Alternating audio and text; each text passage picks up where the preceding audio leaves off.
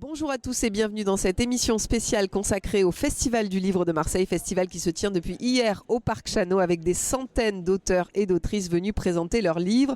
Et on va commencer cette émission avec l'organisateur de cet événement, François David. Bonjour. Merci beaucoup d'être avec nous sur les ondes de Radio JM. Comment se passe le festival depuis hier matin ? Écoutez, comme on dit, c'était la folie.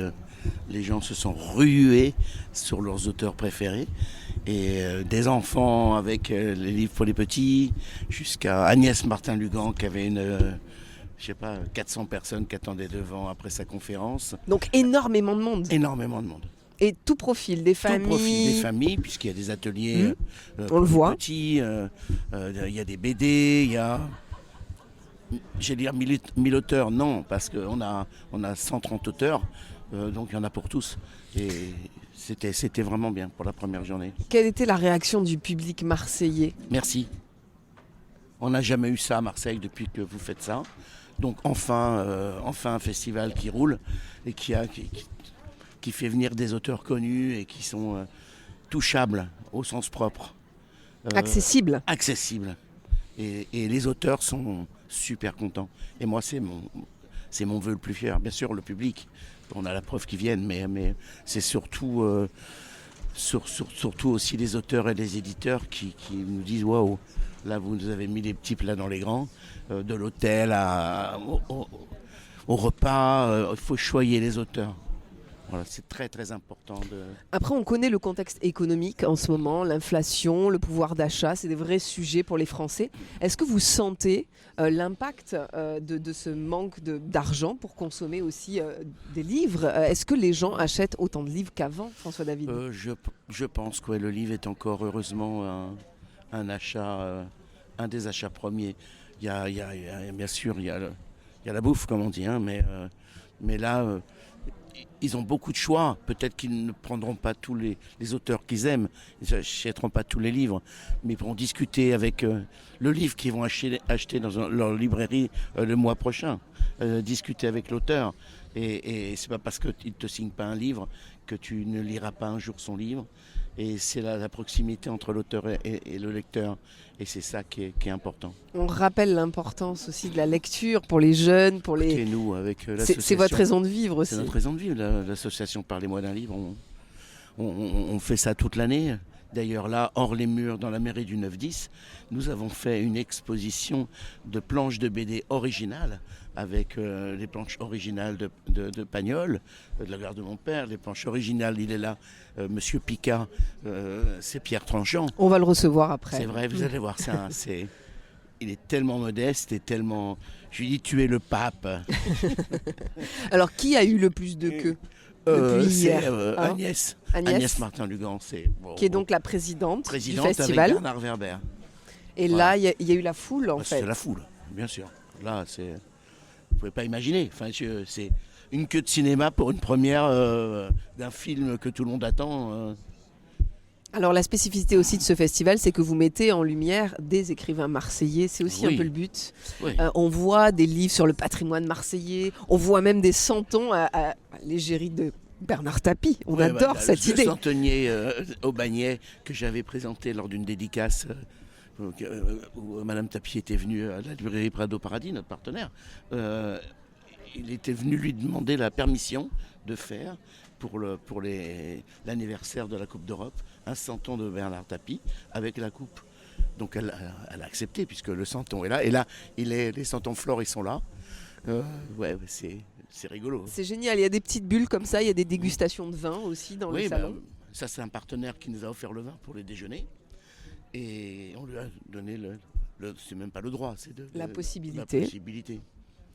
Dernier mot peut-être François David pour conclure cette interview avant de recevoir plusieurs de vos auteurs et autrices. Qu'est-ce que vous avez envie de dire au public marseillais ? Est-ce que vous n'avez pas envie de les remercier peut-être de leur venue ? Si, je remercie aux gens, ils sont tellement bienveillants vis-à-vis de nous. Ça c'est waouh, ça met la larme à l'œil à chaque fois. De voir ce public si bienveillant marseillais qui attendait depuis tant d'années de rencontrer des auteurs. Il faut rappeler que c'est gratuit. Que c'est la 6e édition. 6e édition. Et puis on verra bien s'il y a une 7e. On verra. Oh bon, on croise les doigts quand même. Je sais pas, franchement. Bon. Voilà. On espère, en On tout espère, cas. tous les ans on dit ça, mais je crois Ouais. que voilà. Bon, on espère en tout cas, François Denis. Merci beaucoup pour tout ce que vous faites Merci, on est pour la partenaire. culture à Marseille. On est partenaires, nous, sur Oui. plusieurs événements. Oui. Et puis, comme j'ai Au dit plaisir tout à de l'heure se à revoir. l'interview, j'adore votre radio. Bon. Vous êtes tellement sympa. Ah ben, formidable. Voilà.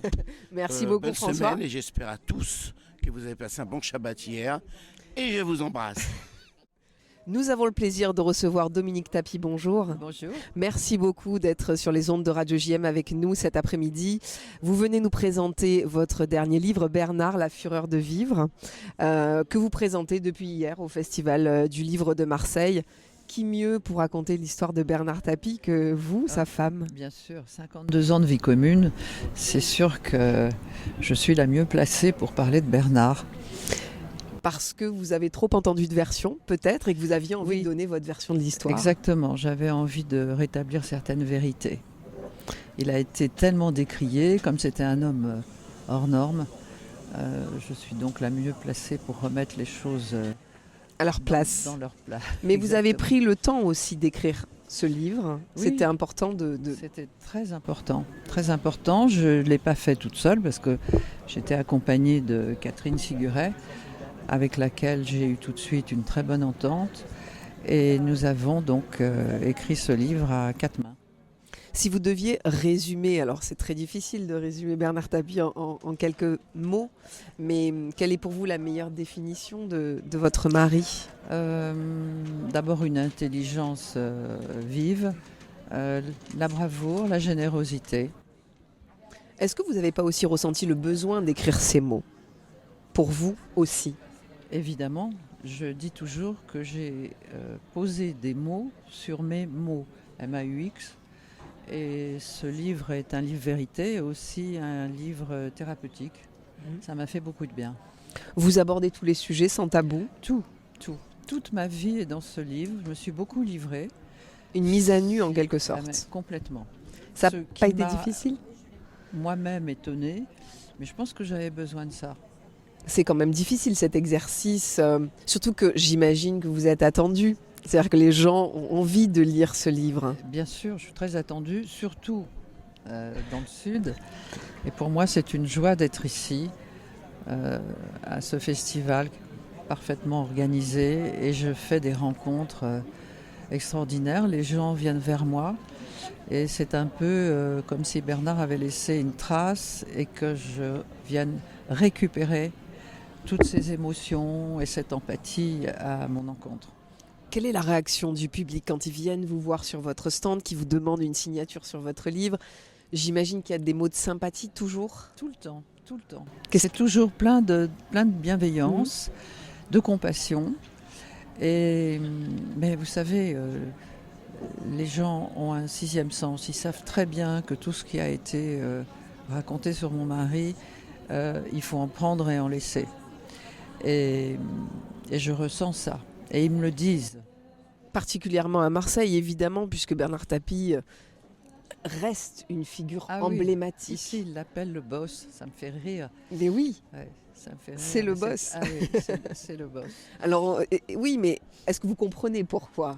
Évidemment. Dans le cœur des Marseillais, il est toujours aussi important. Évidemment, d'abord parce que voilà, il s'est tellement investi dans le club de football, l'OM. Il a quand même ramené la Coupe d'Europe que nous sommes les seuls jusqu'à présent en France à avoir gagné. Donc c'est pour ça que je dis toujours à jamais les premiers, comme tous les supporters, qui sont extraordinaires. Et je pense qu'il a réuni toutes les communautés, justement, grâce au sport. Et quand vous allez au stade, d'abord c'est une ambiance absolument fabuleuse. Et quand vous êtes au stade, ils sont tous marseillais, de toutes origines. Et ça fait chaud au cœur. Et c'était une des motivations de Bernard, voilà, de réunir et de faire vibrer cette ville, parce que c'était quelque part un moyen de rendre les Marseillais fiers. Et que pour moi, le stade là, qui est tout à côté, c'est le cœur de Marseille. Quand vous passez devant, vous avez quand même toujours une petite pointe au cœur. Je suis venue à pied. Et vous voyez, j'ai levé les yeux et je me suis dit, mon Dieu, que d'événements, que d'émotions. Non mais j'adore être ici. On a parlé d'ailleurs récemment d'une statue de Bernard Tapie qui pouvait être érigée devant le stade Vélodrome. Qu'est-ce que vous pensez de cette idée ? L'idée ne peut pas me déplaire puisque c'est d'abord à l'initiative de mon fils Laurent qui a lancé une espèce de cagnotte.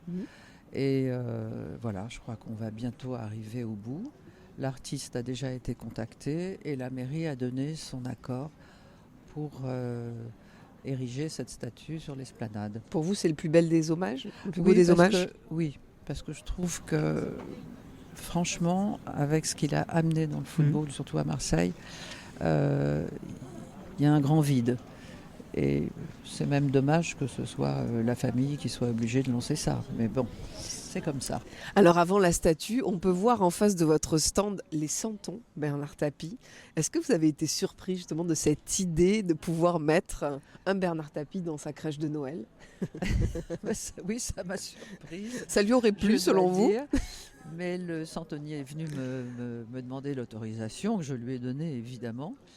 Et je trouve ça gratifiant, je trouve ça formidable que Bernard soit sansonisé. J'ai trouvé ça très drôle.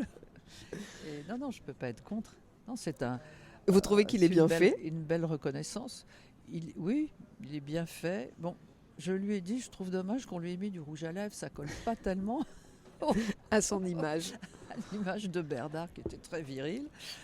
Mais il m'a répondu que c'était pour que les traits soient plus flagrants. Enfin, bon. Mais c'est une belle initiative, je suis très contente. Pour en revenir à votre livre, qu'est-ce qu'on peut retenir finalement ? J'imagine que vous avez confié énormément de choses très privées, c'est ce qu'on attend aussi d'un livre comme ça, un livre personnel. S'il y a une seule chose que les gens doivent savoir avant de l'acheter, qu'est-ce qu'ils vont découvrir précisément dans ce livre ? Ils vont découvrir un Bernard Tapie intime. Qu'on ne connaît pas finalement. Exactement. C'était quelqu'un qui avait une personnalité écrasante. Et derrière cette personnalité, c'était un être extrêmement sensible. Et je pense que les personnes qui liront cet ouvrage vont le découvrir. Et on voit aussi des photos de famille très intimes. Oui. On vous voit avec votre fille, à la danse, avec vos animaux. Oui, parce qu'il fallait que je me positionne moi, pour que les personnes comprennent qui j'étais aussi. Bien sûr, parce que c'est à travers vous finalement que vous racontez cette histoire. Bien sûr, évidemment. Qu'est-ce que vous avez envie de dire au public marseillais aujourd'hui ? Avant de leur dire au revoir, j'imagine que vous allez remonter à Paris très bientôt. Oui, demain. Qu'est-ce que vous avez envie de leur dire aujourd'hui ? Que j'ai envie de revenir très vite parce qu'à chaque fois que je suis ici, c'est un bonheur. D'abord, vous avez le soleil et puis la faconde marseillaise. Et puis, c'était la ville de cœur de Bernard. Il l'adorait. Et je pense que les Marseillais le lui rendent bien. Et ce n'est pas pour rien que Bernard a demandé à être enterré ici. Merci beaucoup Dominique Tapie d'être venu nous présenter Bernard, la fureur de vivre aux éditions de l'Observatoire. Merci. À très bientôt. On poursuit nos rencontres avec les auteurs ici au Festival du Livre de Marseille. Et Christopher est avec nous, bonjour. Bonjour à vous. Vous vous tenez juste à côté du stand de Dominique Tapie et évidemment la transition est là puisque vous avez sorti... Alors, pas cette année, non. Un livre consacré à l'histoire illustrée de l'Olympique de Marseille. Tout à fait. On sait pourquoi du coup vous êtes à côté de Dominique Tapie désormais. Ça c'est un livre qui date de quand ? C'est un bouquin qu'on a sorti il y a maintenant 4 ans, donc qui raconte toute l'histoire de l'Olympique de Marseille depuis les débuts jusqu'à nos jours. Et on va s'attacher chaque année à vraiment présenter les maillots, les classements, tous les joueurs de l'effectif de Marseille de chaque année. On est allé chercher des buts des buts de légende, des joueurs de légende et des interviews exclusive de Papin, Boli, Deschamps. Donc si moi, en tant que supporter à l'OM, m'a fait un super kiff, c'est d'aller les rencontrer pendant une journée. Voilà, alors on précise que vous êtes illustrateur, donc effectivement, ces livres, c'est des illustrations, des dessins avec du texte quand même. Il y a pas mal d'explications. Jean-François, l'ancien chef des sports d'Europe 1, ami d'enfance que j'ai réussi à embarquer dans cette aventure et qui a fait vraiment beaucoup de recherches très très bien. Donc c'était un super boulot. Donc là, vous le mettez à la disposition effectivement au Festival du Livre, mais c'est pas Oui. votre dernier Non, ouvrage. c'est pas mon dernier. Le dernier ouvrage, c'est Audrey Hepburn. Et à là, fait. vous Le roman avez graphique. consacré un roman graphique à Audrey Hepburn. Oui. Je crois même que vous avez rencontré une personne de sa famille. Tout à fait. En fait, le fait qu'on a. Déjà, c'était une aventure un peu dingue, puisque quand je cherchais une scénariste, parce que tout le problème d'Audrey Hepburn, c'est l'abandon du père à 5 ans. Donc, elle est quand même née en 29 en Belgique. Et donc, je me dis, il fallait que ce soit une femme qui l'écrive. Et quand j'ai contacté Eileen Hofer pour faire le scénario, elle a un petit peu dit, tu te rends compte que je suis juste, quand tu me demandes ça, je suis juste devant la tombe d'Audrey Hepburn.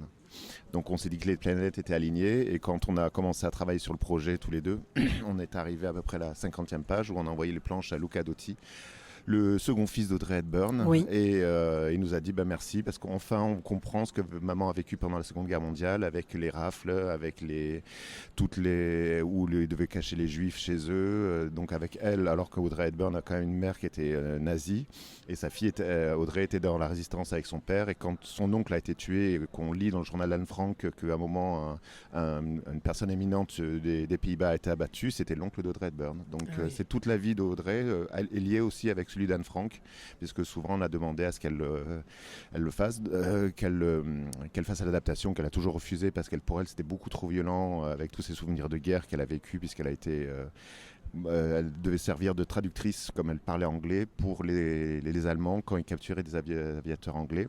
Donc c'était vraiment quelque chose de très très pénible pour elle, et qu'elle a un peu caché toute sa vie, parce qu'elle ne voulait pas être mise au fait de son côté de résistance. J'ai fait juste comme tout Néerlandais à cette époque-là, je me suis battu contre le nazisme, donc c'était vraiment quelque chose d'assez fort.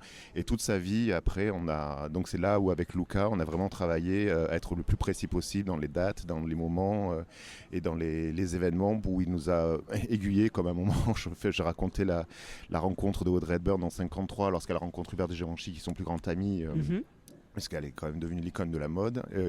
J'envoie la planche à Luca, et je dis qu'est-ce que tu en penses? Il fait non, il faut que tu recommences la planche. Mais c'est pas possible, pourquoi il faut que je recommence la planche? Maman ne fumait jamais en marchant.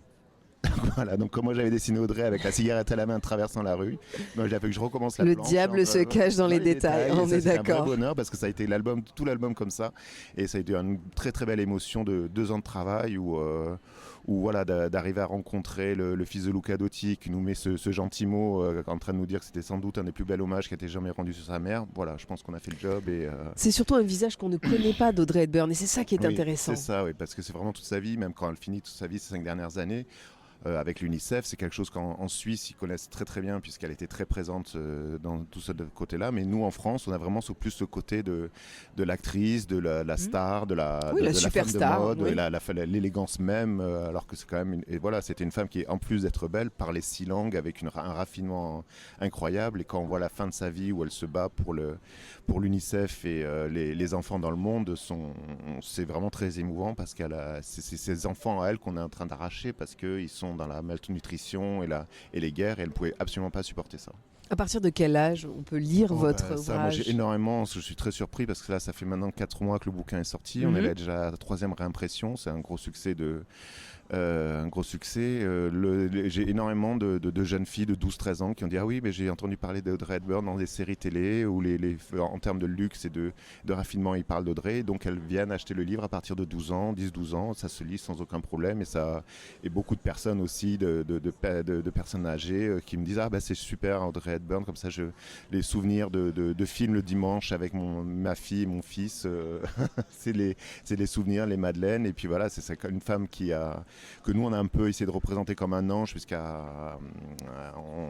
tout au long de sa vie elle a marqué énormément de gens. Et quand moi je présente ce livre-là, maintenant que ça fait quand même 30 ans que je fais ce métier-là, j'ai jamais eu un retour pareil de gens qui sont émus par le livre, par qui elle était et l'influence qu'elle a eue sur beaucoup de gens. Et puis quelle reconnaissance de son fils, effectivement, qui vous dit c'est sans doute un des hommages les plus touchants qui a été produit sur Maman. Voilà.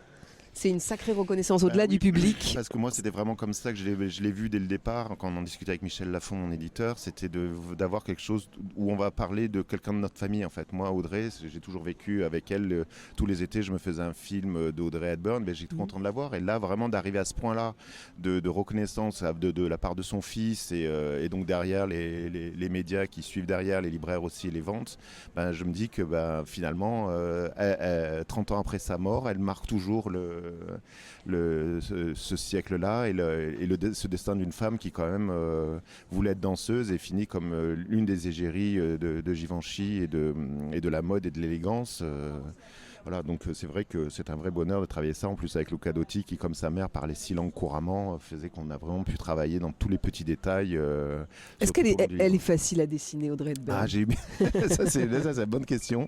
C'est quelque chose que j'ai beaucoup de mal au début à dessiner, et c'est un moment quand j'ai lu une correspondance entre Yul Brynner et elle, et Yul Brynner l'a surnommé Square, carré, en disant que son visage était un carré. Et à partir de là, je fais ça y est, j'ai compris, Audrey Hepburn, son visage, il est carré. N'essaye pas de faire des courbes et des contre-courbes, il faut partir d'un carré pour faire son visage. Et à partir de là, c'était bon. Merci beaucoup pour ces 300 pages, Christopher, et cette œuvre d'Audrey Hepburn aux éditions Michel Lafon, que vous pouvez retrouver, bien sûr, jusqu'à ce soir, 19h, au Festival du Livre de Marseille. Merci à vous. Merci pour l'accueil. On poursuit la rencontre avec les auteurs aujourd'hui au Festival du Livre de Marseille avec Caroline Guénès qui vient nous présenter Christmas Event, un duo explosif. Bonjour. Bonjour. Merci beaucoup d'être avec nous sur les ondes de Radio JM. On vous a vu effectivement au travers des allées présenter votre livre au public. Racontez-nous un petit peu en quoi consiste cette romance de Noël à quelques semaines des fêtes donc. Écoutez, c'est la première fois que j'écris une romance de Noël. J'aime beaucoup tout ce qui est téléfilm de Noël qu'on voit à la télé, et donc je me suis dit... Vous n'êtes pas la seule, je vous rassure. On aime bien sous notre plaid. Avec le chocolat chaud. Voilà, puis, on adore. Avec le chocolat chaud et le canapé. Et donc du coup, j'ai écrit cette romance et puis voilà, je sais pas trop quoi vous dire. Et alors, En fait, en gros, c'est 2 personnes qui doivent collaborer sur le lancement d'un parfum aux États-Unis, et en fait, ces 2 personnes ne s'apprécient pas, et la collaboration va être un peu épique. Donc entre eux, il y a des coups bas, des petites punchlines. Mais c'est toujours un peu comme ça les débuts d'histoires d'amour pour Noël. La magie de Noël qui fait. Alors, est-ce que vous êtes inspiré justement de tous les films américains qui sont produits chaque année pour Noël et diffusés sur nos télévisions? Bien sûr, ça nous met des petits piquants dans l'estomac. Oui. Donc vous, c'est la première fois que vous faites un roman de Noël. Oui. Donc j'imagine que vous écrivez d'autres choses, ou c'est quoi votre métier? Alors en fait, écrire, c'est une passion. Donc j'écris généralement un livre par an. Et en fait, j'écris du romantique suspense. Donc toujours avec un fond enquête. Voilà. Généralement, c'est ça. Donc là, c'était la première fois que j'écrivais une romance de Noël. Et alors, quelle est la réaction du public marseillais depuis hier par rapport à ce duo explosif, comme vous dites? Il est plutôt bien accueilli. Il est sorti il n'y a pas très longtemps. Et en fait, maintenant, on peut le trouver dans toutes les librairies de France. Donc, c'est plutôt, et sur Internet aussi, on va le dire. On va pas trop le dire, mais il faut le dire quand même. C'est accessible aussi pour ceux qui ne peuvent pas se déplacer en librairie. Est-ce que c'est plus difficile d'écrire une histoire, j'imagine, un peu plus légère que ce que vous faisiez avant? En fait, je ne savais pas, mais les codes, la romance de Noël, il y a énormément de codes à respecter. Et c'est vrai que pour le coup, quand j'ai commencé à écrire, je n'avais pas trop les codes. Donc j'ai ma maison d'édition qui m'a bien remis dans le droit chemin. Parce qu'il faut respecter certaines règles. Oui. Il faut que la romance de Noël, il faut qu'elle dure sur 2 mois maximum, par exemple. D'accord. Mais comme dans les comme ce qu'on voit à la télé, généralement, ça commence en novembre, quoi. C'est vrai. Et alors, à partir de quel âge on peut lire ces romances de Noël? Parce que j'ai envie de dire, quand on commence à avoir ses premiers émois amoureux, on peut déjà se laisser tenter, ou c'est déjà un peu trop tôt? Non, 18 ans, je pense que c'est 18 ans? Oui, 18. Formidable. Et donc, vous êtes édité aux éditions Black Ink. Exactement. Merci beaucoup, en tout cas, Caroline Guénès. Et puis, bon courage pour cette rencontre avec le public marseillais aujourd'hui jusqu'à 19h. Merci beaucoup. Merci. Nous poursuivons avec notre rencontre ce matin avec Serge Scotto. Bonjour. Bonjour. Merci beaucoup d'être avec nous sur les ondes de Radio JM. Vous venez nous présenter vos dernières BD, Renard et Blaireau, le tome 1 et le tome 2. Voilà. Parce que c'est le tome 2 qui est sorti dernièrement. Il vient de sortir au mois d'avril et le prochain sortira, donc le tome 3 en avril prochain. Je vais essayer de tenir le rythme d'un album par an, et c'est ma série, j'ai envie de dire, la plus personnelle, parce que là je suis au scénario, au dessin, je fais tout, et je fais ça pour m'amuser, je dirais, en plus de tout le reste, parce que vous faites énormément de choses. On vous a reçu il y a quelques semaines, effectivement, pour présenter votre BD Juste parmi les nations. Vous éditez une histoire également, un roman, presque une histoire d'amour. très personnel à nouveau. Je suis un peu comme le poulpe à 8 bras. Vous tapez un petit peu dans tous les styles. Alors on va revenir à Renard et Blaireau. Pourquoi c'est votre création la plus personnelle? Alors vous dites que vous avez tout fait de A à Z parce que c'est vrai que vous faites de nombreuses collaborations généralement. Des gens qui écrivent le texte, des gens qui dessinent. Là vous avez tout orchestré. C'est ça. Et en général je suis sur des séries très sérieuses, des séries historiques ou l'adaptation des œuvres de Marcel Pagnol, c'est vrai. BD, etc.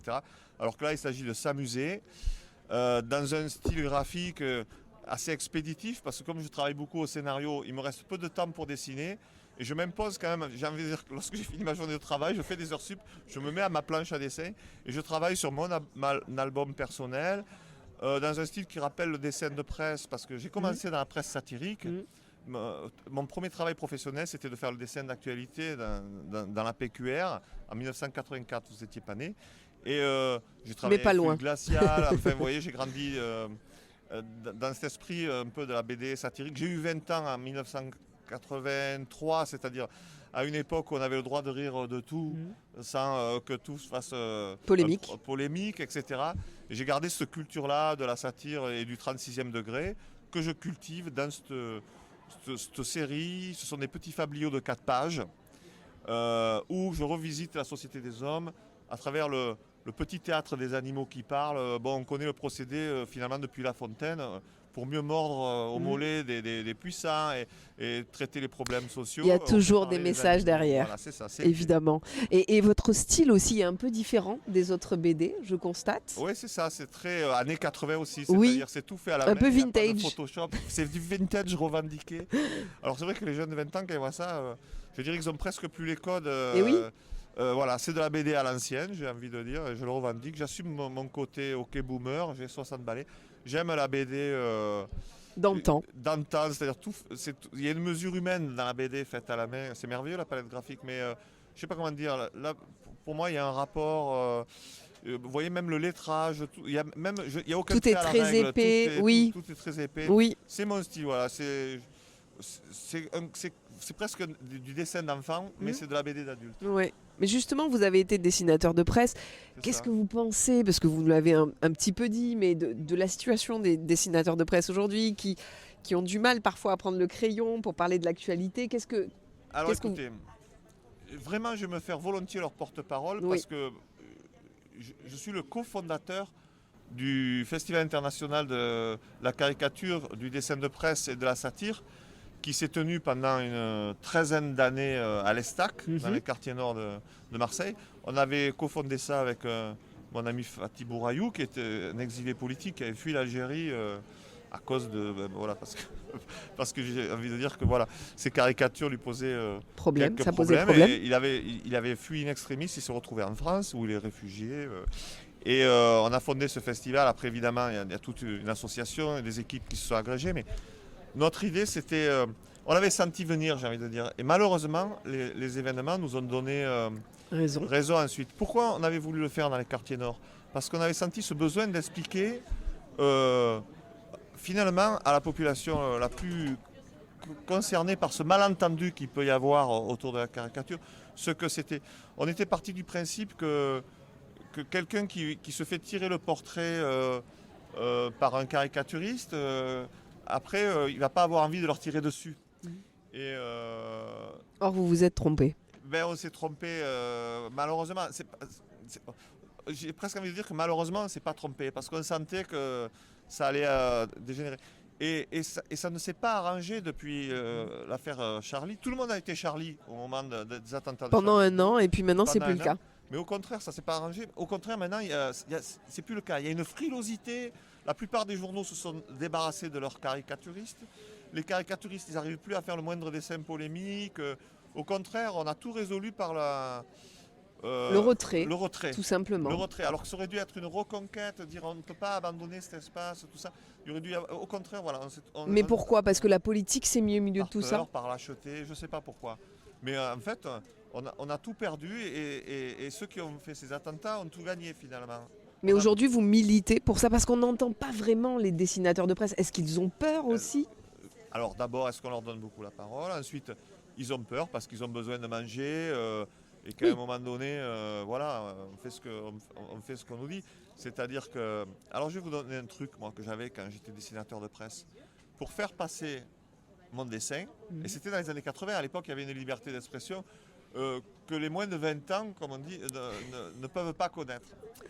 Et bien vous savez ce que je faisais? Je faisais mon dessin, et quand je l'avais trouvé et que j'étais content de mon dessin, j'en faisais 2 autres pires.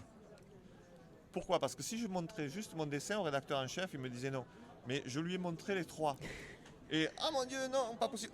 Et à la fin, il était rassuré de Sur prendre le moins pire. et qui était celui que je voulais lui placer. Vous voyez? Et aujourd'hui, ça s'est pas arrangé. J'ai plein d'amis qui me disent que c'est de plus en plus dur. Et la caricature, le problème, c'est que comment faire un dessin satirique si on n'a plus droit à la satire? Comment faire une caricature si on n'a plus le droit de faire caricaturer?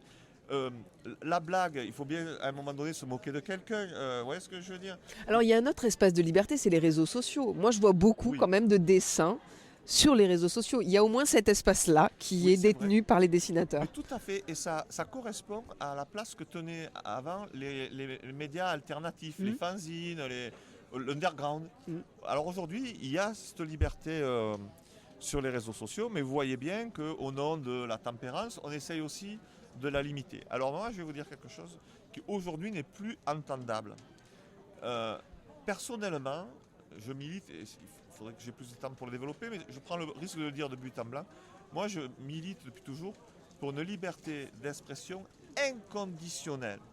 Parce que je pense qu'une démocratie, quand elle est puissante, elle est capable de répondre à la contestation, aux arguments les plus racistes, les plus débiles qui soient. Et je pense que ce n'est pas en mettant le couvercle sur la marmite, sur le problème du racisme ordinaire, de l'antisémitisme ordinaire, de l'homophobie ordinaire, qu'on le résout. Et en plus, c'est des soupapes. C'est-à-dire qu'en vérité, si vous voulez que les gens, si vous voulez que ça ne tourne pas à la guerre civile, il faut un peu laisser les gens au bar, déconner. Vous voyez ce que je veux dire? Et le bar, aujourd'hui, c'est les réseaux sociaux.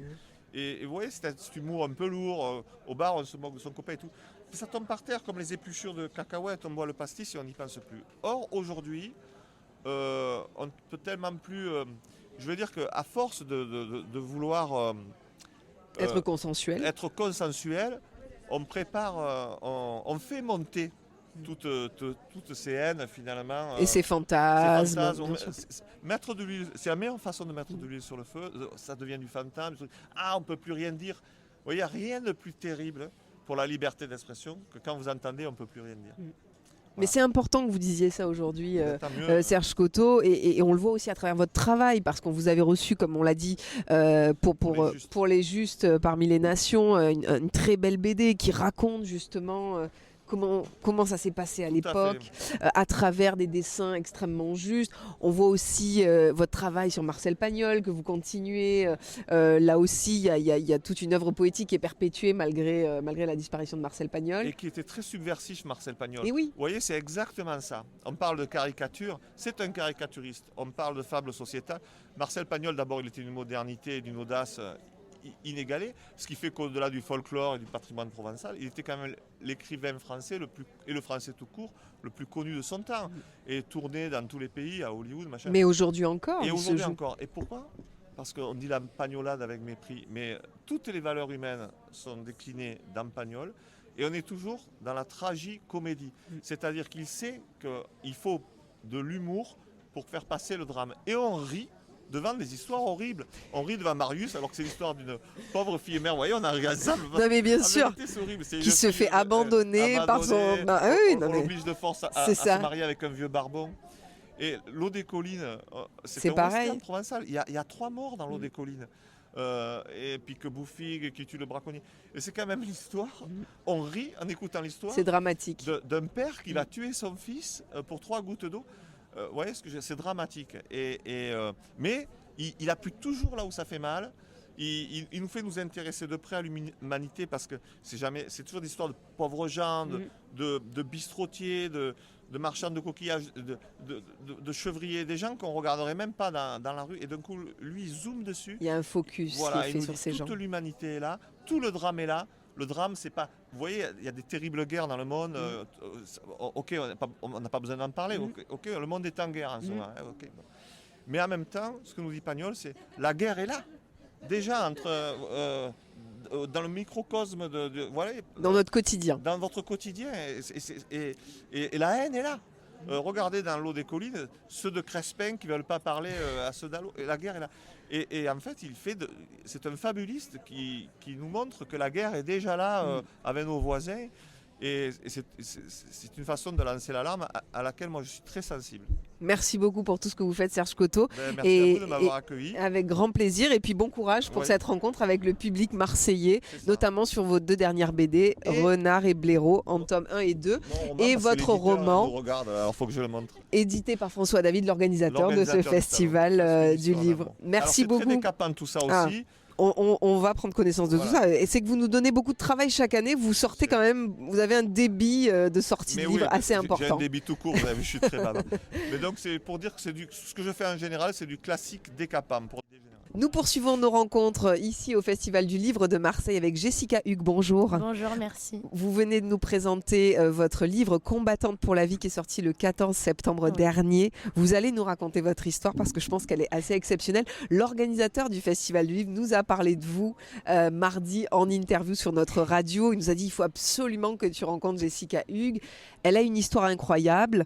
Et puis je sais par expérience que Louis de Mareuil aime raconter des histoires extraordinaires, parce que j'ai eu la chance de raconter l'histoire de Jonathan Drutel, atteint de mucoviscidose et qui a disparu malheureusement cette année. Alors racontez-nous cette carrière, cette vie de combattante que vous avez, Jessica Hugues. Alors c'est toujours hyper compliqué de parler de soi. Moi, c'est pas quelque chose que j'aime. J'aime bien quand les autres parlent de mon histoire. Tout simplement, j'ai été sportive de haut niveau dans le karaté en étant malvoyante, c'est ce que je raconte. J'ai voulu cacher très longtemps que j'étais malvoyante, je n'en parlais pas. Je n'en parlais pas parce que pour moi, déjà l'école c'était très compliqué. Quand on est malvoyante à l'école, voilà, c'était une honte pour moi. Et en réalité, sur les tatamis, j'avais la sensation de ne plus être handicapée.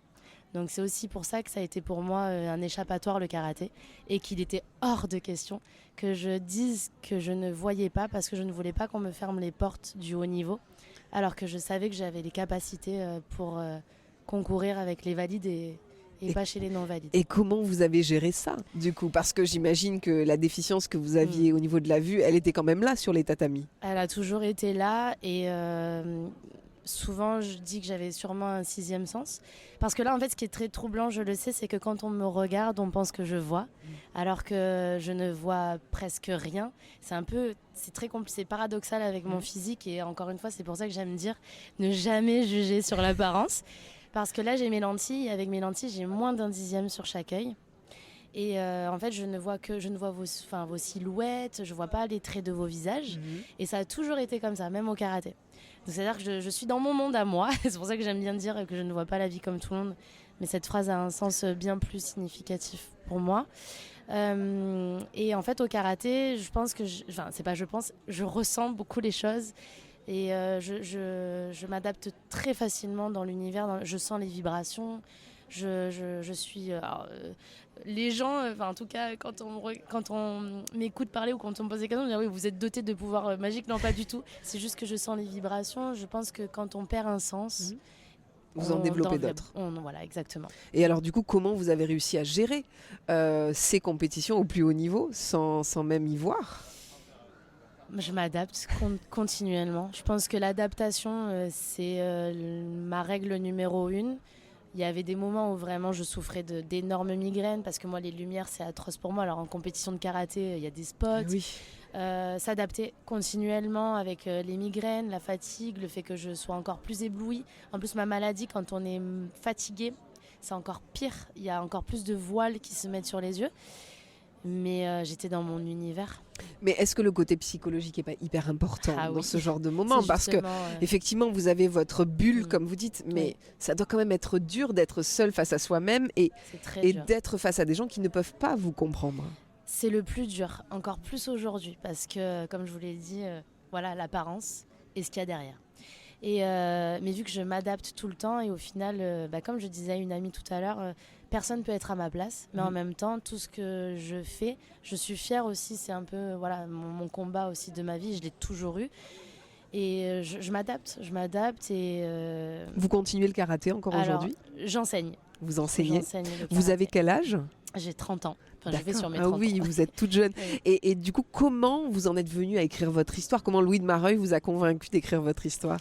Alors en fait, tout simplement, ça fait depuis l'âge de mes 16 ans qu'on m'a contacté pour écrire mon livre parce que ça s'est su, voilà, quelques journalistes ont J'imagine su qu'on a fait des reportages que sur vous. j'étais malvoyante en étant karatéka. Je suis très sincère, j'ai toujours refusé. J'ai jamais voulu écrire de livre parce que déjà, comme je vous l'ai toujours dit depuis le début de l'interview, J'aime pas parler de moi. Je ne voulais pas C'est ça. montrer ma maladie, je voulais pas en parler, j'aime pas trop parler de moi. Pour moi, ça n'avait pas de sens, je voyais pas pourquoi j'allais écrire un livre. Et puis, je vais sur mes 30 ans, j'ai une petite fille de 4 ans. Ma maladie, je le sais que... C'est horrible à chaque fois. À ce moment-là, c'est normal. C'est toujours... Je sais que ma maladie ne va pas s'améliorer. Je le vois qu'elle ne s'améliore pas et qu'elle dégénère. Et c'est horrible à chaque fois que j'arrive à ce passage. C'est normal que vous soyez émue. Et puis, pardon, je veux voir ma fille encore longtemps. Donc, je me suis dit, ok, si j'ai eu plusieurs fois la proposition d'écrire un livre, en plus j'ai eu dans ma carrière un grave accident où j'aurais jamais dû remarcher, je me suis dit, ok, j'ai quelque chose peut-être à raconter, j'ai des messages à faire passer, ça c'est évident. Je me suis dit, ok, je vais recontacter ceux qui m'avaient proposé d'écrire un livre et je vais écrire mon livre. Je vais passer des messages dedans et je vais aller sur un autre combat. Et pourquoi vous n'avez jamais voulu concourir avec les personnes handicapées? Là, c'est typiquement pour ma fierté personnelle. Parce que je savais que j'avais les moyens de concourir chez les valides et que je gérais en fait. Voilà, tout simplement, c'est personnel. Là aujourd'hui, je pourrais aller en handi, je pourrais continuer ma carrière de sportive. Oui, parce que vous êtes encore jeune. Oui, je effectivement. pourrais clairement continuer, mais voilà, c'était ma volonté, comme je l'ai dit tout à l'heure. En fait, c'était pour moi important d'être dans mon univers et de me challenger. En fait, je suis comme ça, je me challenge tout le temps. C'est ça, c'est mon essence. Et quand est-ce que vous avez basculé? Quand est-ce que vous avez admis que vous ne voyiez pas vraiment auprès des instances professionnelles? C'est-à-dire qu'à un moment donné, vous avez quand même dû dire les choses. Alors, je le raconte dans le livre. En fait, c'est arrivé au final très tôt. Donc, je vais l'expliquer. Dans mes premières années d'équipe de France, où je suis rentrée en équipe de France de karaté, il y a eu un moment donné où j'ai été confrontée à une situation qui a été très dure pour moi et très malaisante lorsque mes coachs étaient... on était sur le tatami, ils nous alignent, vous savez, et c'était un moment où en plus on n'a pas été très très bon en entraînement, donc ils nous réprimandent un peu, et ils étaient à peu près à une distance... à peu près à 5-10 mètres de moi, voilà, mais moi je les vois pas. Et à ce moment-là, ils reprennent un par un les athlètes, parce que voilà, l'équipe de France c'est ça aussi, hein, c'est des moments où on se fait un petit peu engueuler, parce qu'il faut toujours être meilleur et toujours plus. Et à ce moment-là, en fait, ils me réprimandent à moi, et je suis censée les regarder dans les yeux. Par politesse, on regarde ses coachs dans les yeux. C'était impossible. Du coup, je galérais, mes yeux ne les regardaient pas, donc là, devant tout le monde, ils m'ont dit que j'étais arrogante, méprisante et tout ça, ça a été très dur pour moi, et c'est à ce moment-là que j'ai dû aller leur parler pour leur dire que je ne leur manquais pas de respect, c'est juste que je ne voyais pas leurs yeux. Donc ça s'est su comme ça. Et au final, en fait, c'est ce que je raconte, de ce jour-là, on ne m'a plus jamais posé de questions parce que je me débrouillais tellement bien que personne n'a pris en compte mon handicap. Ah oui, donc ils ont fait comme si de rien n'était. Exactement. J'aimerais votre point de vue justement en tant que sportif de haut niveau sur le fait que le karaté ne sera pas représenté aux Jeux Olympiques en 2024. Oui. On sait qu'on a un grand champion de karaté qui a gagné au précédent JO. Qu'est-ce que vous pensez, vous, du fait que le karaté n'ait pas été retenu comme sport à ces Jeux français? Je dirais que c'est triste pour nous parce que... Ça représente des milliers de gens qui font du karaté aujourd'hui en France. J'ai vraiment, le premier mot qui me sort, c'est vraiment triste parce qu'on mérite d'être aux Jeux Olympiques. Et puis, il y a des choses que moi, en tant qu'athlète, je ne contrôle pas et on ne sait pas tout. Et on ne sait pas au final un peu pourquoi on n'y est pas. Un peu de l'injustice aussi. C'est vrai que moi qui ai été sportive de haut niveau de mes 12 ans jusqu'à mes 25 ans, on n'a pas été traité vraiment comme tel. Alors après, je dis ça, mais même des sports olympiques, il y a beaucoup de sportifs aujourd'hui et ça, il faut en parler. on ne vit pas de notre sport alors qu'on donne toute notre vie à notre sport. Et ça, il y a une inégalité entre les sports et c'est ça, c'est juste. difficile. Il faut être tête d'affiche pour éventuellement vivre de son sport. Alors ou égérie, ou voilà, que des marques vous contactent, c'est la seule solution alors peut-être. Que je suis persuadée que si vraiment on se bat, on peut être ça peut être notre métier. Mais voilà, il y a des métiers plaisir. Ben nous, c'est notre sport, métier plaisir, voilà. Et c'est pour tous les sports comme ça. Donc je vais pas mettre le point sur le karaté. Je sais qu'il y a beaucoup même de sports olympiques, des sportifs, des sportives qui ne vivent pas de leur sport et pourtant on sacrifie notre vie. Merci beaucoup Jessica Hugues d'être venue nous présenter Combattante pour la vie. Et puis bon salon du coup jusqu'à ce soir 19h. Bonne rencontre avec le public marseillais. Oui, c'est toujours, c'est ce que je préfère. Rencontrer les gens, communiquer, partager nos expériences. C'est mon moment préféré. Profitez bien. Merci à vous. Merci à vous. Nous poursuivons nos rencontres au Festival du Livre de Marseille avec Marc Lamola et Laure Garcia. Bonjour. Bonjour. Bonjour. Vous êtes tous les deux policiers, retraité pour vous monsieur, mais vous êtes toujours en activité Laure Garcia et vous venez nous présenter alors 2 livres, un livre qui est sorti il y a plusieurs années avec vous Marc, Au nord de la ville, la vérité sur l'affaire de la BAC de Marseille, donc quelque chose d'extrêmement concernant puisque nous sommes à Marseille au Festival du Livre de Marseille, et puis votre dernier livre Extrême Onction que vous avez écrit en couple. Racontez-nous un petit peu cette passion de l'écriture déjà, parce que quand on est policier, on n'a pas vocation à écrire des livres. Donc déjà, expliquez-nous cette démarche. La démarche, alors en ce qui concerne l'écriture, évidemment, je vais parler pour moi, j'ai toujours eu la passion des mots, j'ai toujours été un gros lecteur, et pour écrire, il faut lire. Et puis, contrairement à ce que l'on peut penser, oui, quand on est policier, on écrit, puisque le droit français, le droit pénal est un droit écrit. Voilà, j'ai toujours aimé les mots, adoré les mots, et puis moi je peux dire qu'au-delà de cela, l'écriture m'a même sauvé la vie, puisque je termine ma carrière par un profond burn-out qui a engendré. J'ai eu le courage à ce moment-là d'écrire un texte qui est devenu un livre, qui m'a échappé, qui est devenu un livre et qui m'a permis aujourd'hui d'écrire d'autres ouvrages. Voilà. Mais la passion des mots a toujours été en moi et voilà, aujourd'hui je prends énormément de plaisir. Je suis édité, on est édité, c'est une chance formidable à travers nos polars, nos romans policiers et nos témoignages. Et alors évidemment, vous avez poursuivi après ce premier ouvrage, Extrême Onction avec Laure Garcia.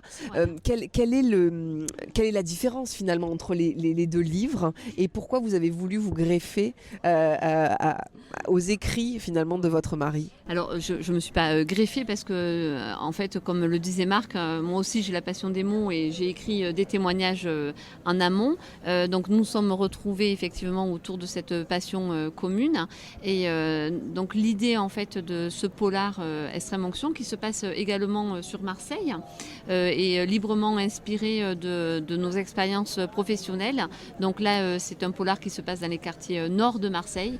On aime dire que c'est un polar réaliste parce que donc effectivement on s'inspire de nos expériences de choses que vous avez vécues et que nous avons vécues et ça nous permet aussi d'aborder des phénomènes sociétaux dans ces quartiers abandonnés. Comme quoi l'abandon en fait des services publics et je dirais une forme de laxisme des autorités dans ce secteur-là, quoi. Voilà, qui a laissé proliférer durant des années le trafic de stupéfiants avec les règlements de compte que ça engendre et on connaît la situation à Marseille, voilà, et qui est plus connue aujourd'hui et on le dit dans nos ouvrages aussi pour la Kalachnikov que pour la bouillabaisse. Oui, malheureusement. Et c'est vrai que l'actualité nous renvoie toujours à cette image de Marseille. C'est aussi peut-être pour ça que vos livres sont intéressants, c'est parce qu'elles sont profondément ancrées dans l'actualité et qu'aujourd'hui on se retrouve aussi dans ces histoires qui font la une de la presse. Absolument, on a tenu, et notamment à travers Extrême Onction, ce premier ouvrage qui est une trilogie, même si les 3 sont bouclés, mais on tient à faire une trilogie parce qu'on va prendre quartier par quartier de Marseille pour démontrer, et comme le disait Laure à l'instant, voilà, ça nous permet évidemment de parler de personnages avec du relief, mais de la qui vous ont marqué aussi, qui nous ont marqué et qui nous ressemblent parfois fortement.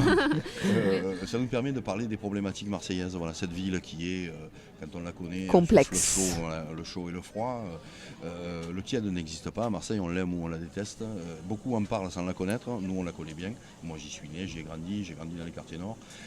Voilà, et on veut que nos polars soient au plus près de la réalité. Voilà, Marseille est un personnage à part entière dans chaque ouvrage. Voilà, et donc comme le disait Marc, donc c'est vraiment dans ces ouvrages-là, on va essayer de pointer du doigt et aussi la difficulté d'être policier, de faire son métier, et donc de pouvoir également voir Marseille sur son véritable jour, sans édulcorer. C'est vraiment quelque chose au plus proche de la réalité. Quelle est la réaction de vos collègues? Parce qu'on a envie de savoir, j'imagine qu'ils achètent vos livres et qu'ils ont envie de peut-être même se lire, pourquoi pas, parce que j'imagine... Ça leur fait plaisir parce que en fait, voilà, ça leur fait plaisir parce que c'est vraiment, voilà, c'est nos histoires. C'est le reflet de votre réalité. Exactement, oui. Absolument, à travers évidemment Extrême Onction et les polars, mais aussi à travers nos témoignages et notamment un que vous n'avez pas là, mais qui est sur le stand là, qui s'appelle Je suis flic et ce soir je vais me suicider. On est même si personne ne nous l'a demandé, mais on est un peu les porte-parole de ces policiers malades à travers cet ouvrage. Et voilà, évidemment, les collègues se reconnaissent et ça leur fait du bien de lire que... Voilà, d'avoir une voix. Voilà, on connaît leurs problèmes, leurs mots, MAUX, et par nos mots MOTS, on arrive à expurger un peu ce mal-être. Voilà. Mais au-delà du plaisir d'écrire, c'est... ce qui nous concerne, hein, c'est presque une mission. C'est un combat en fait dans l'ouvrage Je suis flic et ce soir je vais me suicider, qui est le premier ouvrage que l'on a coécrit donc avec Marc. C'était pour l'année donc dès l'année 2022 en janvier, on a eu 17 collègues qui se sont donné la mort. On avait vraiment une problématique qui a été soulignée donc par le ministère de l'Intérieur, hein, qui a essayé de trouver des solutions, mais qui ne sont pas suffisantes puisque c'est un fléau malheureusement qui perdure. Donc effectivement les collègues sont contents et se retrouvent et ça leur fait du bien de lire ce livre, mais c'est un livre aussi qui peut se décliner dans toute profession que l'on dit des professions difficiles, l'enseignement et le personnel soignant. Voilà, qui se reconnaissent dedans avec donc toutes ces professions que l'on aime dire des métiers passion, quoi. Oui, et au contact aussi du public directement. Exactement. Merci beaucoup pour tout ce que vous faites et cette mission, ce combat que vous menez. Et bon salon du livre, j'ai envie de dire, Laure Garcia et Marc Lamola, qui sortent Extrême Onction aux éditions Sud-Arène. Exactement. Merci à vous. Merci à vous. Merci. Nous poursuivons nos rencontres ici au Festival du Livre à Marseille avec Ada Abdelli. Bonjour. Bonjour. Merci beaucoup d'être avec nous sur les ondes de Radio JM. Vous venez nous présenter Les Scouts, c'est la rentrée. C'est la rentrée, absolument. Une BD qui fait du bien, hein. Elle est colorée. Elle est colorée, elle est très drôle, c'est super bien écrit. On m'a fait venir ici pour faire monter l'audience parce que depuis que les gens ont su que j'étais là, ils ont mis un service de sécurité. Tellement il y a de monde et j'espère qu'il y en aura assez pour tout le monde. Vous dites ça, mais vous passez quand même à la télé. C'est pas faux. Voilà. Vous participez et vous créez la série Vestiaire. Fabrice Chanu, ouais. La série Vestiaire qui est née à Marseille. La série Vestiaire qui est née à Marseille. Alors racontez-nous ces tournages, ça continue? Ça continue, là on vient de finir la saison 13, donc qui passe actuellement sur les écrans. Et cette année on a fait un focus sur les athlètes parasport qui seront à Paris en 2024. Parce que nous, on n'y sera jamais, on est trop gros. C'est important, effectivement. À chacun son métier, j'ai envie de dire. À chacun son métier. Voilà, vous êtes là, l'humour, la BD, la série, c'est déjà pas mal. Vous êtes multicasquette. Absolument. Qu'est-ce que vous préférez finalement? Ah, moi j'aime bien, je fais aussi des interventions pour les entreprises pour parler de handicap. D'accord. Et d'humour. Et j'aime bien ça, j'aime bien les salons. Je crois que j'aime bien tout ce que je fais en fait. Ouais. Et vous êtes Marseillais? Marseillais, pur jus. Et évidemment, quand vous venez là et que vous rencontrez le public marseillais, notamment les enfants, j'imagine que ça vous fait quelque chose. C'est un vrai bonheur. Ouais. C'est un vrai bonheur parce qu'en fait, avec la BD, je rencontre ceux qui connaissent la série et qui viennent me voir. Et oui. Ceux qui aiment la BD, ceux qui connaissent ni l'un ni l'autre et qui ont envie de découvrir. Donc c'est vraiment un monde merveilleux pendant 2 jours. Je me régale et à chaque fois...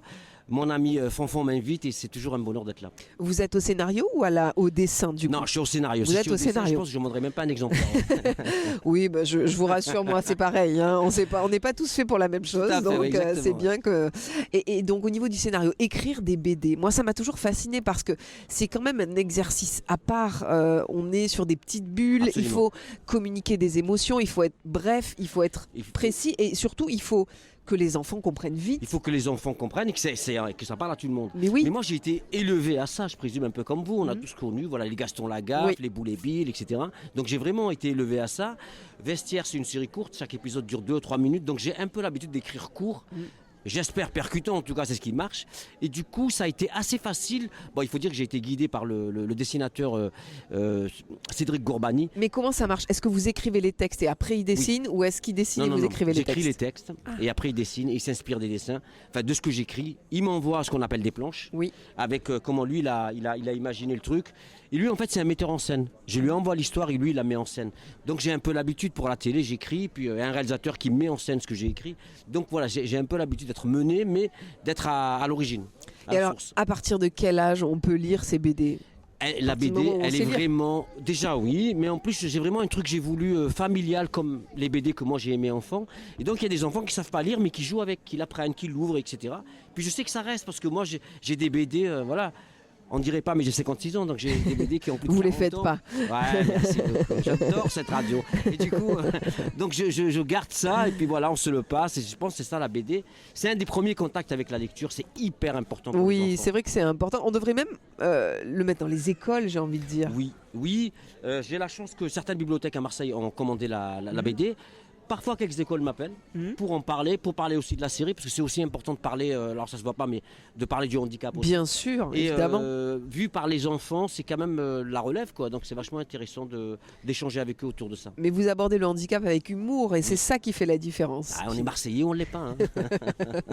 Il y a toujours une galéjade autour. Oui. On est à Marseille. Mais c'est ça qui est bon. Merci beaucoup, Adam Abdelli, d'être venu nous présenter Les Scouts. C'est la rentrée aux éditions Michel Lafon. Absolument. À bientôt. Oui, merci beaucoup. Nous poursuivons nos rencontres prestigieuses ici au Festival du Livre de Marseille. Bonjour Macha Merrill. Bonjour. Merci beaucoup d'être avec nous sur les ondes de Radio JM. Vous venez nous présenter votre dernier roman, La Grille du Palazzetto. Parlez-nous de cette sortie qui, je crois, c'est sorti il y a très peu, il y a très peu de temps. Il y a 15 jours. Donc on a la chance à Marseille de vous avoir et vous rencontrer depuis hier le public marseillais, j'imagine, qui est très enthousiaste. Oui, parce que c'est une ville quand même très spéciale. C'est un peu l'Italie ici. Hein. C'est vrai que j'imagine que le titre doit parler au public marseillais quand même. Alors, je pense que Venise est la plus belle ville du monde. Pourquoi j'ai choisi Venise? C'est l'histoire d'un tournage qui se passe à Venise. Parce que Venise, c'est l'Europe. C'est la fin peut-être d'une civilisation. Elle va être engloutie par les eaux et elle est un peu symbolique de ce qui nous arrive. C'est-à-dire que moi, je suis une forte défenseur de l'Occident, de la culture occidentale, de l'Europe. Et je trouve qu'on a un peu tendance à être paresseux à la défendre.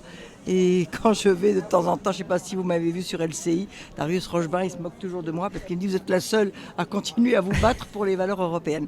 Parce que je pense que nous sommes la source de beaucoup d'inspiration dans le monde entier. Alors, c'est l'histoire d'un tournage, et vous savez, le cinéma, les gens se demandent toujours, quand il y a une équipe de tournage, il y a 60-70 personnes. Bien sûr, c'est énormément de gens. Qu'est-ce qu'ils font, tous ces gens-là? Et en effet, je me suis penchée sur la description d'un tournage pour que les gens comprennent que chacun est indispensable, et que chacun, d'une certaine manière, vit la même transe que les acteurs, que le metteur en scène, que tout le monde, parce qu'il faut que le film soit bon, et que chaque personne qui fabrique le film doit donner le meilleur de soi. Aussi par intérêt, parce que si le film est bon et qu'il fait carrière, eux-mêmes font carrière à travers le film. Et que si le film est un flop, c'est dommage. Voilà. Donc vous avez mis en lumière finalement ce qu'on ne voit jamais, ce dont on ne parle jamais. Jamais, c'est-à-dire justement l'existence de tous ces personnages qui sont très souvent des gens très hauts en couleur. Les machinaux, l'accessoiriste, l'assistant, l'attaché de presse. Ce sont toutes sortes de métiers qui sont très différents, qui sont de sources d'origine sociale différentes. Puis à la fin du film, ils se séparent et c'est fini, on ne se voit plus jamais. Alors, je peux penser combien tout ça est difficile à vivre pour les stars, pour les acteurs. Parce que ils ont l'impression que tout ce monde est là, à leur service pendant tout le Comme une famille. Et puis non. Et puis non, on les abandonne à la fin. Et surtout, si le film ne marche pas, alors là, c'est leur faute. C'est encore pire. C'est encore pire. Et puis, c'est vrai que les personnages que vous décrivez, ils sont extrêmement identifiables en plus. On sait, les machinaux, ils sont en basket, les attachés de presse, elles sont en talons. C'est-à-dire qu'on a aussi cet esthétisme aussi derrière tous ces personnages. Ce qui est très curieux, ce que vous dites, c'est qu'ils sont pareils dans le monde entier. C'est-à-dire que c'est vrai. Tous les directeurs de photos du monde se ressemblent, tous les accessoiristes se ressemblent. Il y a les talkie-walkie sur la poche, il y a les casques. Comme une sorte de... C'est socialement identifiable. Bien sûr. Alors, évidemment, mon sujet, c'est tout ça, mais c'est surtout cette grande actrice qui est une femme sur laquelle on mise. Donc, elle vaut de l'argent et il faut que ça marche. Parce que... Alors, on la cajole, on la protège, on l'entoure, etc. Mais elle sait bien que tout ça, c'est faux, que tout ça, c'est de la flatterie. Et dans sa vie, elle a besoin de sensations fortes pour compenser toute cette guimauve dont elle est entourée.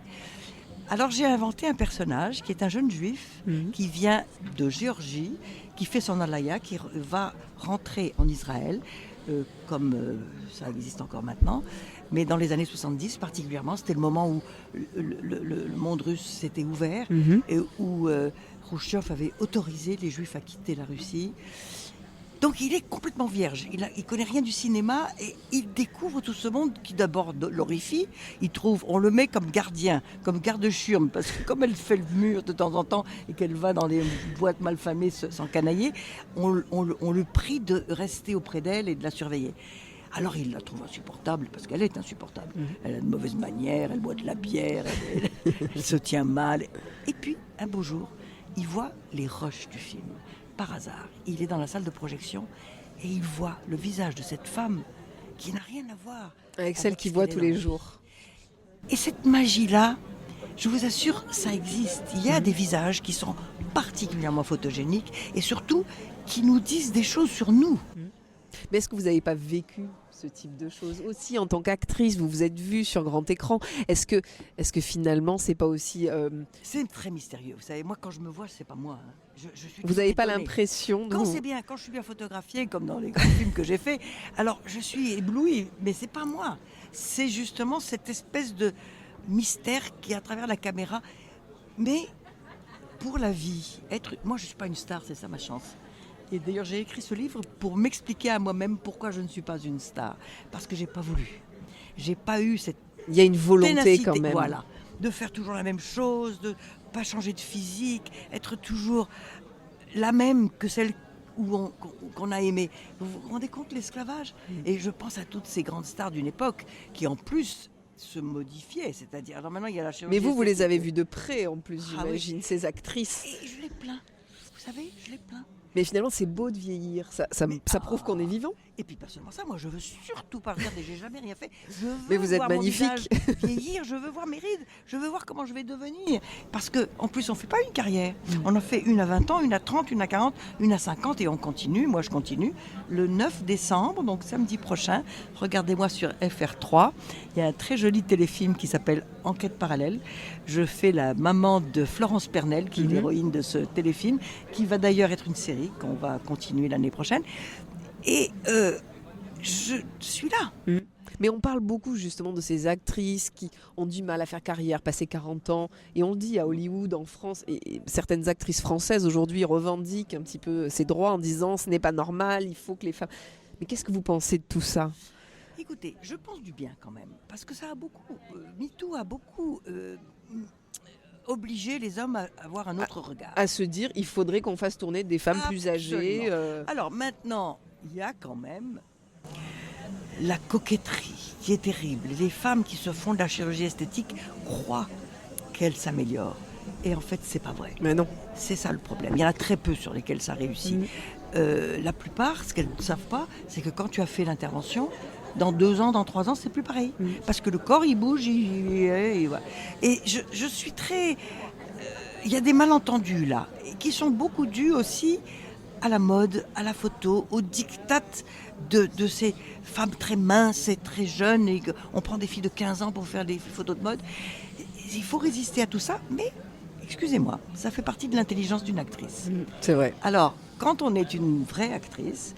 D'abord, on fait du théâtre. Et beaucoup de ces jeunes femmes du cinéma ont la trouille du théâtre et elles ont raison. Ça n'est pas le même exercice. C'est pas la même chose. Et donc, moi, écoutez, avec Catherine Deneuve, je lui ai dit, Catherine, quand est-ce que tu montes sur scène? Elle m'a dit, oh là là, jamais. Parce qu'elle sait que c'est une autre étape, Évidemment. un autre passage.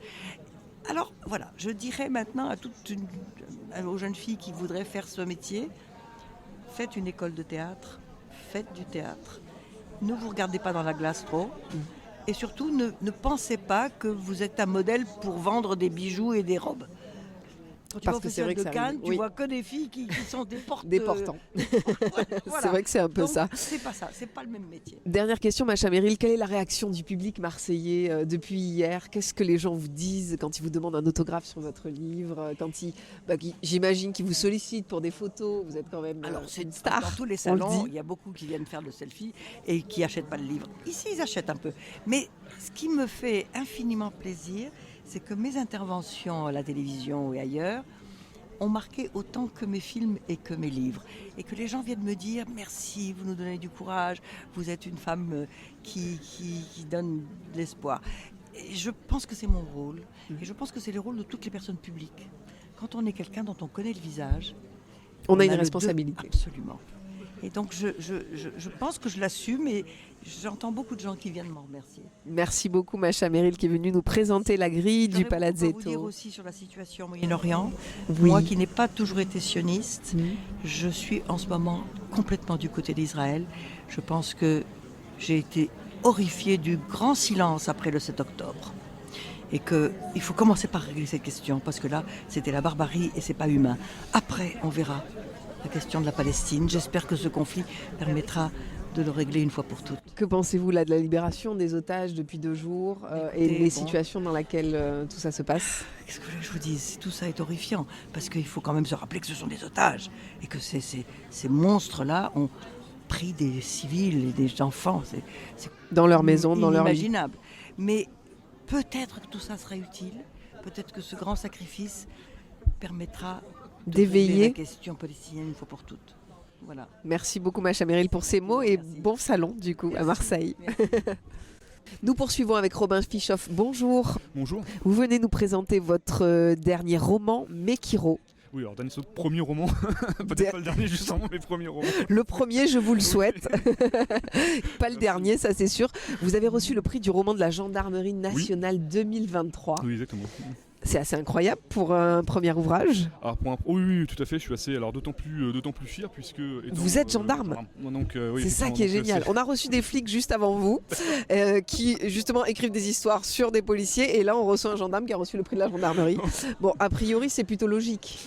Alors oui, surtout que je suis pas peu fier aussi, puisque je suis le premier gendarme en fait à avoir eu le prix de la gendarmerie, puisque pour faire un petit peu, je dirais, de publicité sur le prix de la gendarmerie, mais en fait donc le prix de la gendarmerie est ouvert à tous les écrivains qui ont déjà ou pas écrit des manuscrits, mais en tout cas si vous avez un manuscrit avec en toile de fond un héros gendarme, en tout cas en lien avec la gendarmerie, vous pouvez postuler. Exactement. Et alors cette histoire, est-ce qu'elle s'est inspirée d'une affaire que vous avez traitée? Parce que j'imagine c'est ce qu'on vous pose généralement comme question. Alors j'allais vous dire la réponse classique du Normand, oui et non. D'accord. Alors oui, puisque étant officier de police judiciaire, ayant en gendarmerie vraiment une carrière très orientée police judiciaire, fondamentalement on se refait pas, donc on s'inspire quand même de faits sur lesquels on a pu enquêter, enfin bref, qui en tout cas nous pétrissent un peu dans notre métier de manière habituelle. Et non parce que comme c'est si vous voulez, le manuscrit, le livre est en lien forcément avec une enquête en toile de fond judiciaire, mais en fait là pour le coup bascule notamment sur une histoire assez fantastique dans le sens du sens littéraire, fantastique. Oui. Fondamentalement donc non, puisque là même si la police judiciaire et les enquêtes restent quelque chose de fantastique. Ouais. C'est vrai. Voilà. Pourquoi selon vous ce style plaît aussi bien en télé que dans les livres? Parce que c'est vrai qu'on voit fleurir quasiment en permanence les séries, la gendarmerie, c'est-à-dire qu'il y a toutes ces histoires histoires de meurtres, de cadavres. C'est vrai qu'on baigne quand même en permanence dans cet univers. Pourquoi c'est fascinant pour le grand public selon vous? Je pense pour peut-être, on va dire, 3 choses. La première, parce que quand vous faites en fait des films ou des séries qui sont en lien avec, entre guillemets, de l'activité de police judiciaire, déjà à la base vous touchez à l'humain. C'est très clair. Donc même si au départ vous commencez sur un corps ou autre, mais vous touchez à de l'humain. Et je pense que le fait de toucher justement à cet univers à l'humain de manière directe, déjà pas forcément facile, mais en tout cas intéresse. Ensuite, vous avez un effet forcément, alors sans parler de voyeurisme, mais vous avez un effet où, en règle générale, on aime bien un peu transgresser les tabous, sortir un peu de son univers et de son confort matériel. Donc effectivement, on se dit tiens, une histoire de meurtre, une histoire sanglante, ça peut être intéressant. Ça va me faire sortir un peu de mon univers classique. Et aussi, alors là c'est le troisième plan, selon moi, c'est que malheureusement, mais vous l'avez très bien dit, on est un peu immergé dans cette espèce un peu de violence un peu sociétale, et donc le fait de lire peut-être des romans policiers ou des romans noirs font qu'il y a une forme de peut-être de possibilité en fait, voilà, de lire quelque chose mais qui à la fois nous touche quotidiennement et de se plonger, certes par le roman, par un manuscrit, par quelque chose de fictif, mais de se plonger finalement dans notre quotidien. J'imagine que vos collègues, vos supérieurs ont lu ce livre ou pas. Oui, est-ce que vous leur avez posé la question? Est-ce que vous leur avez dit allez, dites-moi ce que t'en penses? Parce qu'on est quand même curieux. C'est vrai, vous êtes gendarme, vous avez votre activité au quotidien. Oui. Vous êtes lancé dans cette mission qui n'est pas évidente parce que c'est pas votre métier d'écrire des livres. Ou pas? Alors c'est pas ça, c'est-à-dire qu'en fait, si vous voulez, l'écriture, enfin de base, l'écriture pour moi, ça a toujours. Alors effectivement, déjà à la base, c'est une passion, donc c'est pas un métier, mais c'est vraiment une passion depuis tout petit, etc. Bon, je vais pas refaire le truc de classique, j'ai commencé à écrire à 4 ans ou 5 ans, mais bon bref, mais en tout cas ça a toujours mais été, ça part de là dans tous les cas. Ça part de là. Ensuite, parce que d'ailleurs je pense aussi que quand je suis rentré en gendarmerie et quand je me suis spécialisé en police judiciaire, vous savez qu'en police judiciaire, sans vous donner un cours de droit, mais la procédure en fait, la procédure pénale française est une procédure écrite. Vous écrivez tout en fait, tout ce que vous faites, vous l'écrivez en fait. On dresse procès verbal. Et en fait, quand vous dressez un procès verbal, déjà vous mettez à la batteuse, vous écrivez. C'est une composition finalement. C'est-à-dire que c'est pas un texte préécrit. À la différence bien sûr d'un roman qui est fictif, bien entendu, un procès verbal n'est pas fictif. Vous constatez la réalité, vous la reportez ensuite littéralement. Mais malgré tout, quand vous êtes directeur d'enquête, quand vous menez des enquêtes, alors sur différents types d'infractions, en règle générale, les gens ont toujours le crime de sang en tête, mais il y a différents types d'infractions. J'imagine qu'avant, avant de faire des crimes, vous rédigez d'autres choses, j'espère. Mais c'est surtout que, donc, comme vous rédigez, en fait, vous rédigez une histoire. Alors ça, c'est une histoire que vous allez constater, que vous allez donc reporter, notamment au profit des magistrats, bien sûr, pour entre guillemets, pour le procès qui peut venir derrière, etc., et tout ce qui s'ensuit. Mais fondamentalement, vous reportez quand même, donc vous écrivez. Et je pense que mon lien à la police judiciaire vient de là aussi. C'est fondamentalement au départ, donc j'ai toujours voulu écrire. C'était une passion.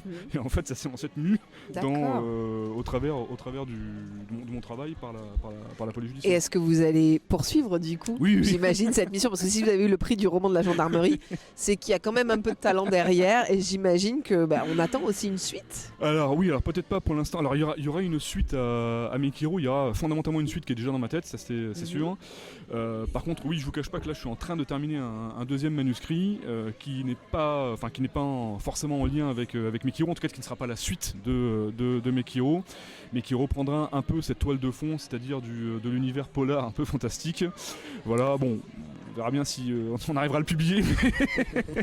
C'est bien parti en tout cas. Merci beaucoup en tout cas Robin Fischoff d'être venu nous présenter Mekiro aux éditions Plomb. Voilà. Merci à vous. Bon salon. Nous nous apprêtons à finir cette émission, mais avant ça, on a le plaisir de recevoir David Galtier. Bonjour. Bonjour. Général d'armée. Vous avez écrit Mon combat contre le crime. Évidemment, vous êtes venu au Festival du Livre de Marseille pour présenter cet ouvrage au public marseillais. Quelle est la réaction depuis hier? Depuis hier, c'est un ouvrage qui, d'abord, se vend bien. Oui, c'est une bonne chose. Sur lequel on me pose beaucoup de questions en réalité. Vous savez, je l'ai écrit fin 2020, mais c'était à l'époque de la Covid et les librairies fermaient. On n'a pas pu le diffuser. Sa diffusion a vraiment débuté en 2022 et j'ai eu le prix Edgar Faure en 2023.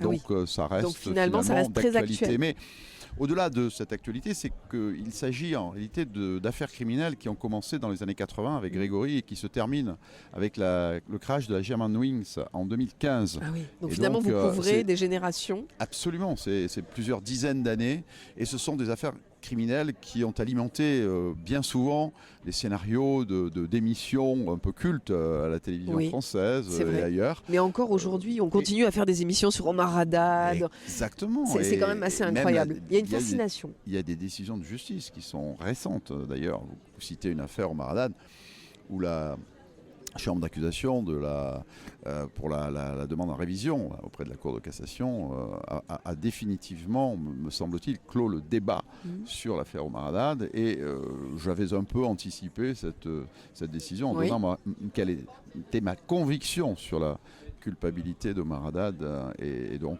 finalement tout ça va dans le même sens. Est-ce que c'est difficile d'écrire sur ces affaires dont on a beaucoup lu, dont on a beaucoup entendu ? Finalement, de ne pas faire, pas des copier-coller, mais disons des choses que les gens ont finalement vues beaucoup de fois, entendues beaucoup de fois. Je comprends bien sûr votre remarque et elle serait juste si elle ne s'adressait pas à celui qui a coordonné et dirigé les enquêtes. Et par conséquent, j'ai pu oui, mais est-ce que finalement les journalistes... Au-delà évidemment de ce qui avait été dit et au-delà des minutes, parfois des procès, parce que ces affaires ont été, pour la grande majorité d'entre elles, jugées, eh bien, je n'ai pas la prétention de refaire l'enquête ou les enquêtes. C'eût été prétentieux dans un livre de 300 pages de traiter une quinzaine d'affaires criminelles. Non, je donne ma conviction et surtout je donne des clés de lecture et les clés d'entrée sur les enquêtes en disant pourquoi c'est ma conviction et pourquoi je crois en la culpabilité de tel auteur potentiel ou au départ présumé. Donc je livre un petit peu cette clé de lecture et c'est ce qui fait l'intérêt, me semble-t-il, de l'ouvrage. Pourquoi, selon vous, le public est autant fasciné par ce type d'histoire ? Eh bien parce que c'est son quotidien, c'est une réalité dont il a peur, dont il se méfie. Et puis, vous voyez bien que l'ensemble des médias relaient ces faits divers, ce que l'on appelle des faits divers, mais qui ne sont pas des faits divers. Ce sont des faits criminels, ce sont des affaires graves qui donc ont un intérêt pour la communauté. Et je crois que nous avons tous, de près ou de loin, mais souvent auprès de proches, connu des familles de victimes, voire des victimes qui ont eu à subir ce type de violence et elles en sont restées marquées et elles veulent comprendre. Elles veulent comprendre quel est le parcours criminel de ces auteurs. Elles veulent en savoir davantage. Donc mais souvent on le sait bien après. Je suis obligée de vous parler du petit Émile, disparu cet été, originaire de la Bouilladis, pas très loin d'ici. Finalement on se dit, si ça se trouve la vérité éclatera dans 10, 20, 30 ans. C'est vrai. Un peu comme Grégory. Mais comme Élodie Kulik, comme les victimes de Lyon, les disparus de Lyon, comme les fiancés de Fontainebleau, comme tant d'affaires criminelles qui ne peuvent pas toujours trouver un aboutissement immédiatement. Mais ce que je cherche à décrire dans ce livre, c'est que le combat des enquêteurs, le combat des gendarmes ou des policiers sur le terrain ne s'arrête pas. Et nous le devons aux victimes, nous le devons à leur mémoire, mais aussi aux familles de victimes et à tous ceux qui se battent pour qu'éclate la vérité. Merci beaucoup David Galtier d'être venu nous présenter Mon combat contre le crime. Et je rappelle qu'il a été prix de l'œuvre engagée Edgar Faure 2022. Oui, mais parce que reçu en 2023. Reçu en 2023 aux éditions Robert Laffont. Merci à vous. Merci et très bon salon à Marseille. Merci beaucoup. Nous poursuivons nos rencontres avec deux jeunes femmes qui sont venues sur le plateau de Radio JM aujourd'hui au Festival du Livre de Marseille. Bonjour. Bonjour. Donc tout d'abord Mallory, chanteuse. Et vous-même, donc présentez-vous. Marie Souche, donc je suis vice-présidente de l'association Polykystos. Alors vous n'êtes pas autrice, vous n'êtes pas venue vendre des livres ici au Festival du Livre de Marseille, vous êtes venue chanter et parler d'une cause de cette association, effectivement, Polykystos. Parlez-nous de ce combat et de cette chanson que vous portez au bénéfice de cette association. Alors moi c'est tout mon album, j'offre tous mes droits d'artiste à cette magnifique association parce que je suis atteinte d'une polykystose hépatorénale. On va expliquer d'abord en quoi consiste cette maladie, peut-être. Je vous en prie. Alors je l'explique vraiment très, très succinctement en fait. C'est une des maladies génétiques les plus répandues au monde, c'est ce que j'ai expliqué. À peu près 1 personne sur 1000 est atteinte et en France ça représente environ 100 000 personnes. De manière très schématique, ça s'attaque principalement au rein mais aussi potentiellement au foie. Et en fait ce sont des kystes qui s'installent, qui grossissent et qui peu à peu détruisent vos organes, tout simplement. Et donc Mallory, vous êtes atteinte malheureusement de cette maladie et vous avez voulu consacrer votre album J'ai rendez-vous. Complètement. Tous les droits seront versés à cette association. Tous les droits d'artistes. Tous les droits d'artistes, c'est important de le rappeler. Et puis je chante beaucoup. Là, j'ai fait la tournée de la Marseillaise pour parler justement de l'association Polykystos, pour que les gens prennent conscience que y a des petits livrets qui expliquent tout merveilleusement bien, que s'ils ont un souci, parce que malheureusement peu de gens connaissent cette maladie, mais quand elle se déclenche, ils sont complètement affolés parce qu'ils n'en ont pas entendu parler. Alors avec ces petits livrets, et puis quand vous allez sur Facebook, vous allez sur l'association Polykystos, il y a des gens qui sont là pour vous aider, pour vous donner des noms de professeurs, et puis surtout ils vous expliquent ce qu'est cette maladie. Donc c'est une association qui me tient vraiment à cœur. Il y a un manque de visibilité selon vous et c'est aussi pour ça en tant qu'artiste vous avez pris à bras le corps ce problème et vous avez voulu mettre au service de votre image cette association. Complètement, et puis en plus là par exemple il va y avoir le Téléthon. Nous Polykystos on ne fait pas partie du Téléthon, donc on a besoin de dons, on a besoin d'aider parce que cette année par exemple ils ont eu à peu près 90 000 € qu'ils ont mis à disposition de chercheurs, donc quand même c'est vrai que c'est important. Les gens se motivent et ça fait du bien de savoir qu'on parle de cette association qui a beaucoup de courage parce qu'ils vous n'êtes pas trop aidés. En quoi est-ce important justement que des artistes comme Mallory prennent ce combat à bras le corps et vous mettent à l'honneur, même là aujourd'hui lors de ce festival du livre de Marseille? Déjà tout d'abord peut-être dire qu'on remercie infiniment Martine Mallory parce que c'est une ambassadrice merveilleuse pour notre association, vraiment. Donc c'est vraiment quelqu'un d'exceptionnel, je tiens à le souligner. Et c'est extrêmement important parce que en fait, étant donné qu'il existe aujourd'hui un traitement de substitution qui est la greffe, qui quand même a beaucoup d'incidences et de conséquences sur la vie des gens, très peu de recherches en fait existent. Donc on essaie de médiatiser au maximum. Et puis il y a une sensibilisation du grand public qu'il faut faire parce que beaucoup de gens ignorent qu'ils sont atteints de cette maladie et des comorbidités qu'il y a autour. Et ça, c'est vrai que c'est très important. Comme elle est extrêmement répandue, elle peut être silencieuse, elle peut ne pas avoir été tout simplement diagnostiquée. Et donc, il y a ce travail-là à faire. Tout comme il faut aussi qu'on puisse, nous, être présents en tant qu'association, comme Martine le soulignait aussi, auprès des patients, pratiquer de la pérédance, essayer d'accompagner au mieux. Et c'est ce qu'on fait au travers notamment de l'ensemble des correspondants régionaux qui sont dispatchés en France, mais aussi au niveau européen, puisqu'on est membre de la PKD au niveau international. Et ce week-end au Festival du Livre de Marseille, j'imagine que vous prenez le micro et vous allez chanter plusieurs chansons. Je vous ai entendu tout à l'heure, mais cet après-midi, il va y avoir aussi quelques prestations. J'espère, et puis surtout, je vais remettre ce petit livret qui est merveilleux où tout est expliqué et j'espère que les personnes seront attentives et qui feront un geste pour l'association Polykystos France parce que chaque geste est important, chaque don est important. Grâce à cette association, on se sent beaucoup moins seul. Voilà. Merci beaucoup à toutes les deux d'être venues nous voir sur le plateau de Radio JM et puis belle continuation, bon salon à vous.